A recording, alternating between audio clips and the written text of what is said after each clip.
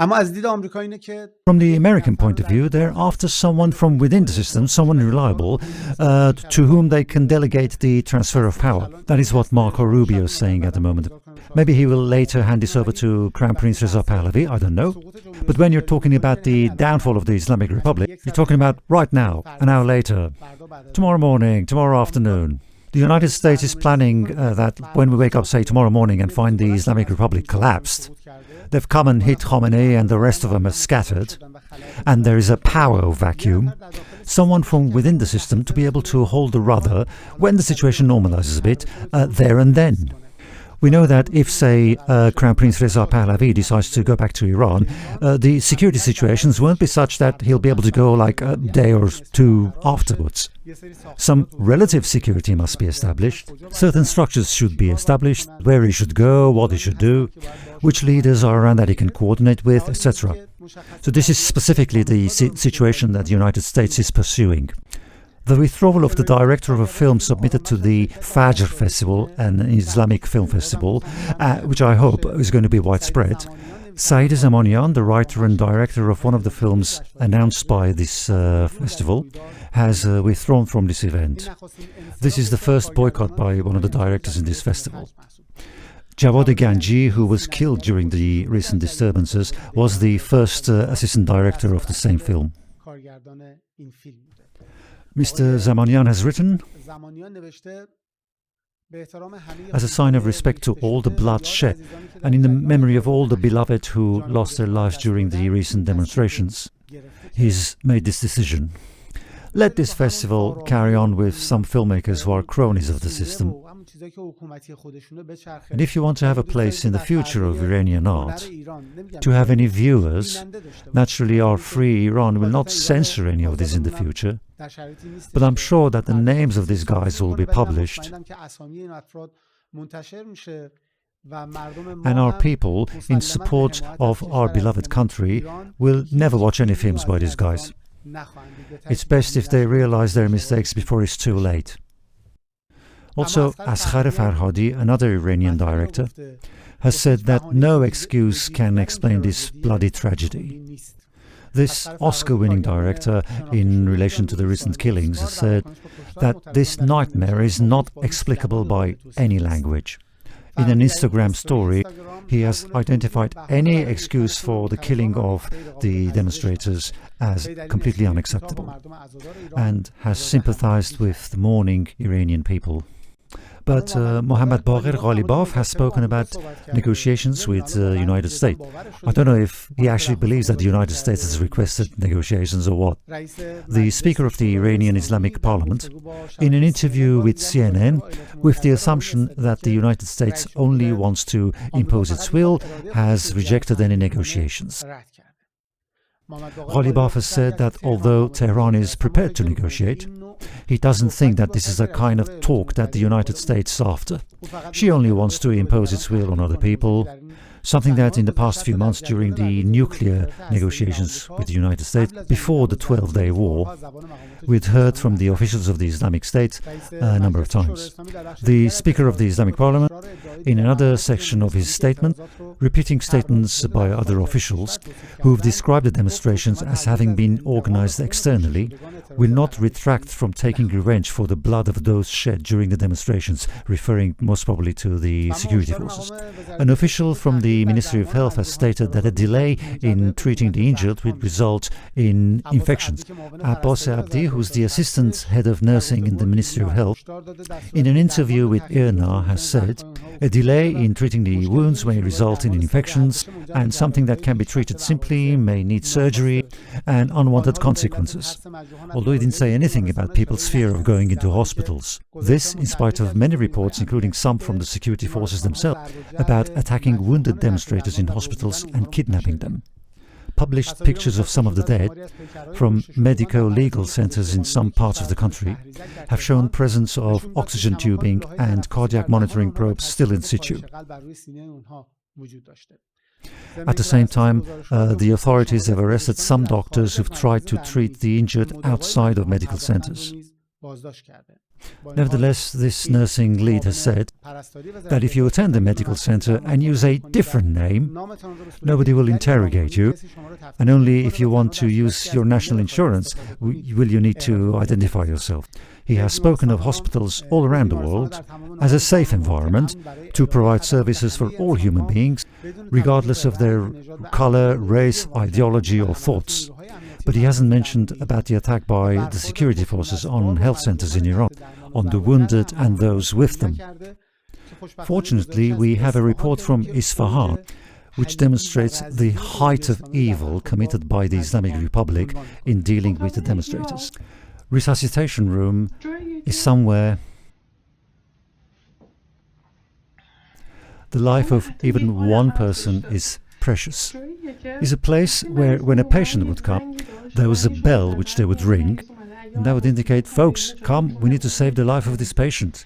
Whether doctor, nurse, care assistant or cleaner, they would all come, clean up the mess from the floor, including the bloody gauzes, so people wouldn't slip on them.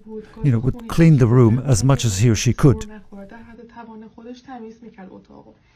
There would be such a hustle and bustle that they would be able to save the life of that one patient. That was the Kashani hospital. The system for the healthcare staff there was like that, and it still is. Now, you see what sort of people we're facing. That in the same hospital, same room, people are doing everything they can to preserve life. To people, to human beings, to serve them. You see what sort of strange creatures we're confronting here. I can't call them human. While there's a live person at the cusp of death, they come and seal the door of the blood storage cold room, so no one will be able to help him. If you haven't yet believed that all of your efforts should concentrate on destroying this regime,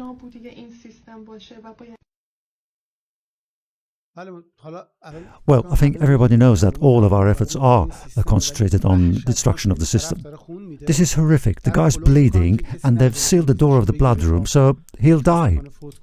This is the height of cruelty and the height of homicide, which is very common in the Islamic Republic.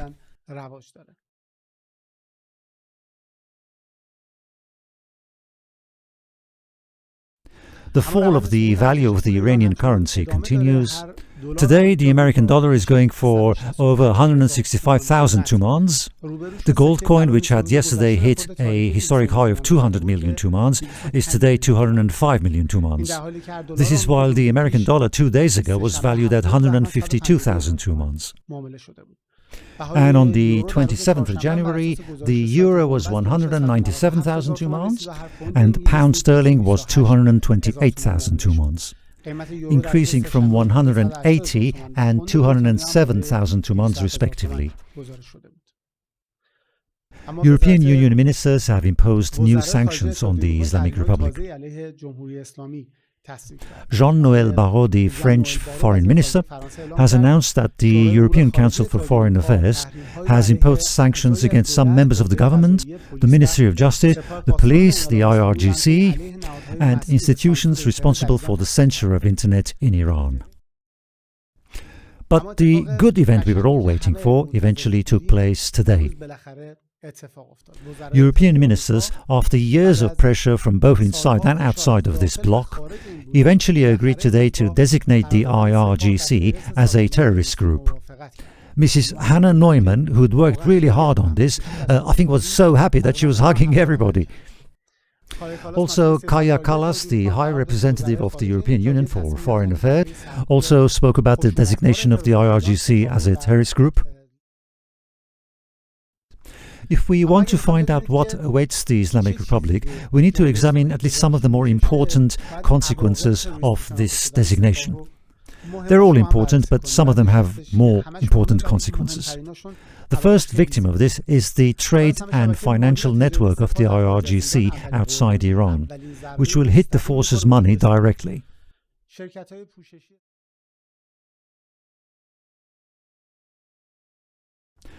From the point of view of a change in the narrative, the demonstrations will automatically change from anarchy to civil resistance. From the media point of view, the regime calls it anarchy, but the world calls it a terrorist institution. From today, Europe can call the protests of the Iranian people as protests against a terroristic institution. And this completely changes the equation. No longer a protest against high prices, etc. It is protest against a terroristic institution. If ISIS were to rule in Iraq and people protested against it, it won't be about, oh, things are so expensive, it's all down to American sanctions. People will say ISIS is a terroristic group, we don't want them to rule over us. This change of narrative will increase the credibility of the protests, will make the suppression more expensive, will make the internal voices of the people more audible, and will make every structure in the IRGC from the very top to the bottom into a legitimate military target. To the extent that the very first question they asked Kaja Kallas in the question and answer session was whether the European Union would play a role in a military attack on the Islamic Republic. Last night I showed you pictures of military cargo planes from Germany, Italy and Spain to various places where there are American bases. And I told you that I know that it is very likely some NATO countries, especially those three, if they don't play a role in attacking the Islamic Republic, they'll definitely have a role in tracking their rockets. And now, concerns by the Americans over the execution of Saleh Mohammadi, a 19-year-old wrestler in our dear country, Iran. At the same time as some Iranian sports personalities have expressed their concern over the passing of the death sentence on this young sportsman, the United States has also expressed its concerns. According to the reports, Saleh Mohammadi from Rome, who was arrested on the 25th of January, is facing imminent execution. The Iran section of the American Office of Foreign Affairs have written with this regard saying to stop the execution of the death penalty on Saleh Mohammadi and any other person who has aspired to attain their basic human rights. The former head of Seda Sima, the national Iranian broadcaster, has stated that so much blood has been shed that it is impossible to conceal facts with made-up narratives. I mean, this guy himself was a chief of made-up narratives. The Seda Sima have never, under any circumstances, presented anything but made-up narratives. It's interesting that these guys are now taking the role of the opposition. The former head of the Seda Sima had also previously posted about the demonstrations. I mean, these guys may have relatives in this city, that city, who may have taken part in the demonstrations and have been shot, so they have to show at least some initiative with this regard. Otherwise, whoever they might be, they might end up spending the night in the car, frightened of their wives. The 86-year-old Khameneyi has taken a step back from running the day-to-day affairs of the country. He has reduced his public appearances, and after the Israeli attacks when many high-ranking officials were killed, he has been hiding in underground bunkers. According to regional sources, the day-to-day leadership has been delegated to individuals close to the IRGC, including their top advisor Ali Larijani. The IRGC is controlling the Iranian security network and a significant part of the country's economy. In spite of this, Khamenei still has the final say over the issues of war, succession and nuclear strategy, something that will make political change until his departure very difficult. The Iranian Foreign Ministry has answered no questions to Reuters about Khamenei. I want to tell you about the possible timing of the war with the United States. From the 29th of January until the first week of April 2026, it can happen any of those days. In the first instance, Bushehr and Abadan, two major cities in the south, have been practically turned into war zones. The airports are closed and the skies are under the control of the air defense systems. The other case is that Ahvaz and Mashhad are at the peak of an electronic war. The regime, by blinding GPS, is welcoming Trump's 0 hour. The third case is that the radar in Shiraz is turned off and aviation fuel is rationed. These warning messages regarding the prohibition of flights is the regime's exit document from international standards and entry into military conflict. When you don't have radar and you're not giving fuel, that means war is imminent. Let me mention a few interesting points. At Trump's request, Putin has stopped war in Ukraine in the next week. Trump has asked Putin to stop the war for a week, and Putin has agreed. Do you think it was because the weather was cold, or because they want to attack the Islamic Republic? You decide. In my view, any night during this week could be the night when we can sit down and drink to each other's health. But the Wall Street Journal has stated that the efforts of Oman, Qatar and Saudi Arabia in preventing the American attack on the Islamic Republic have failed. And I'll repeat again that the top to the bottom of the IRGC are legitimate military targets. And none of those European leftists can say tomorrow, why did you hit the IRGC? Why did you hit their towns? Why did you hit their buildings? Whoever who's been the member of the force, all the managers of national sports teams, all their chief executives we know are members of the IRGC. Dare to bring your teams to Europe. All of these events together, I know the list is very long, but as much as I have told you, I hope will give you some comfort to know that the beautiful days are just beginning.